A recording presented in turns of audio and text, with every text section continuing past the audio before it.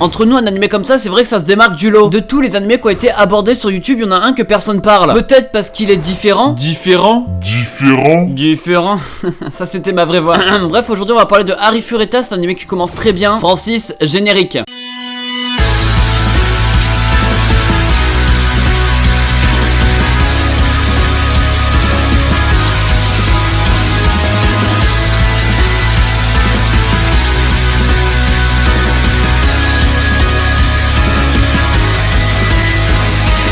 Hey salut à tous ces gens, c'est Archmanga, je dois parler d'un animé que personne parle sur YouTube, je comprends pas. Vraiment je vous dis c'est une pépite. Et pour moi après Dr. Stone c'est clairement l'animé de saison. Bref comme d'habitude si t'as aimé la vidéo tu peux lâcher un petit like, ça me ferait super plaisir, ça apprécié. Et du coup ça devient un rituel, deviner le personnage qui était à l'écran. Donner aussi son âge, son hobby, sa carte bancaire, son métabolisme sanguin.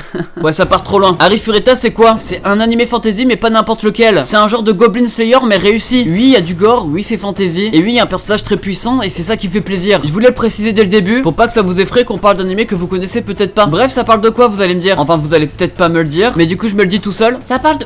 ça parle de quoi?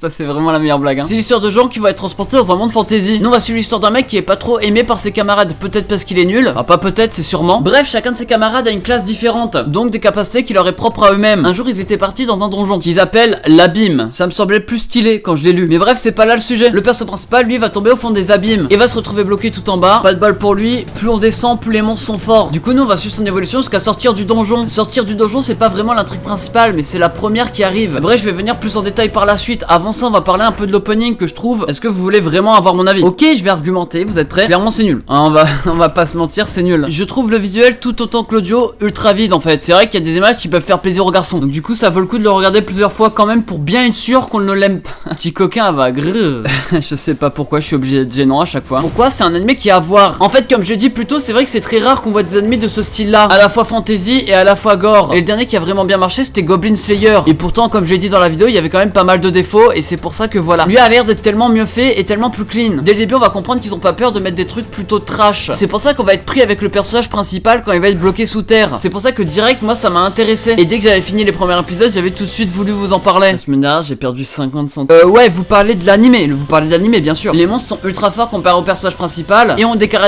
un peu bizarres. En fait c'est des animaux et tu leur retires tout leur côté mignon. Tu leur laisses que leur côté qui fait peur. Il y a un petit hic mais je vais revenir un peu plus tard. En attendant le personnage lui est toujours bloqué et on sait toujours pas comment il va faire. Sauf qu'un jour quand il va devoir se nourrir, en fait il va se rendre compte que sa capacité lui et c'est qu'il est capable d'absorber les caractéristiques de monstres. En tout cas sur le début et en les mangeant. Ça va peut-être changer par la suite mais là c'est comme ça. Il va donc changer de cara design et de style de combat. C'est à partir de ce moment là on va passer de sentiment oppressant à un sentiment entraînant. En vrai je sais pas pourquoi hein, c'est peut-être juste la hype, juste le côté badass ou quoi qui donne ça. Et sa puissance parce que oui il va devenir très fort. Juste à ce moment là posez-vous et admirez ce beau paysage. Celui qui nous transmet des émotions. Je dis ça alors que depuis tout à l'heure il y a quand même un caca à l'écran quoi. Non mais très bien ça choque personne à part moi. Bande de... ouais.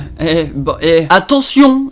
Lui se combat avec un pistolet en fusionnant avec les pouvoirs qu'il a eu. Je fais le rapprochement avec le mec de Fate qui se combat avec le pistolet si vous voyez de qui je parle. Et d'après ce qu'on a pu voir les combats ont l'air d'être ouverts à toute possibilité. Il y a aucune restriction dans ce monde. Le problème c'est qu'il y a une possibilité que j'aurais aimé qu'ils abordent pas mais ils l'ont fait. Il y a de la 3D et en plus de ça je trouve qu'elle est pas trop réussie. Pour l'instant la 3D on l'a vu que sur les monstres de donjon. Donc ça va pas impacter tout le monde. Ça dépend de qui devient une priorité par la suite. Sur les premiers épisodes ça choque pas vraiment parce que c'est juste des aperçus qu'on a. Voilà ça va pas vous surprendre, moi c'est un détail qui me titille donc j'étais obligé de vous en parler. Mais on n'a pas vu grand chose non plus. On a vite compris une romance à travers deux personnages avec les flashbacks. Mais on a aussi compris qu'en fait un nouveau personnage arrive. Il y aura peut-être un triangle amoureux mais en tout cas ce qui est sûr c'est qu'il y aura de l'amour. Juste comme ça genre les filles dénudées je sais pas si c'est fait exprès. Alors déjà merci.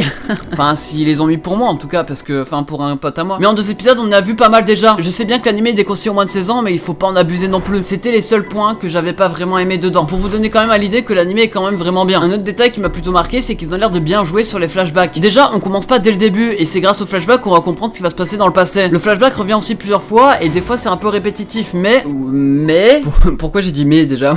Ouais je voulais dire qu'en fait il y avait plus de détails qui venaient à chaque fois. Donc malgré la répétition elle est quand même indispensable. Surtout que par la suite on va devoir découvrir qui est le personnage qu'il a découvert au fond des abîmes. Une jeune fille qu'il va rencontrer bloquée là parce qu'elle est trop puissante, soi-disant, immortelle, etc. Oui, ils vont devoir en refaire parce que oui, on ne connaît rien. Grâce à elle, on va se rendre compte que le monde dans lequel il vit, c'est pas si rose que ça. On va être mêlé à des conflits par rapport à des personnes, en plus des monstres, ce qui diversifierait un peu la chose. Déjà que c'est insane, ça le sera encore plus. Bref, si je vous parle de cet animé, c'est tout simplement parce que c'est un côté original mais réussi, et qu'on voit pas vraiment souvent des animés comme ça. Donnez-lui sa chance, ça vaut vraiment le coup. L'animé a 13 épisodes de prévu qui est tiré d'un roman. Il est en cours de diffusion, il touche pour genre action, aventure, drame, fantasy, romance et pour thème autre monde, de magie et monstres. Déconseille moins de saison parce que oui, c'est un truc gore. Et il est en cours de diffusion sur Wakanim. Bref, je vais parler de Harry Fureta, un animé de saison. Enfin non, il y a qu'une saison, je vois pas pourquoi tu parles d'anime de saison. Ah, la saison d'été. Ah OK, la saison d'été. En vrai, je fais genre parce que je me parle tout seul depuis tout à l'heure. Comme d'habitude, si t'as kiffé, tu peux lâcher un petit like, ça me ferait super plaisir. Hop, en commentaire le nom du personnage. Le dernier, vous l'avez trouvé, c'est celui qui a le plus de likes, regardez. Mais pour celui-ci, ne trichez pas. On se dit à la semaine prochaine pour une nouvelle vidéo, c'était Rush Manga.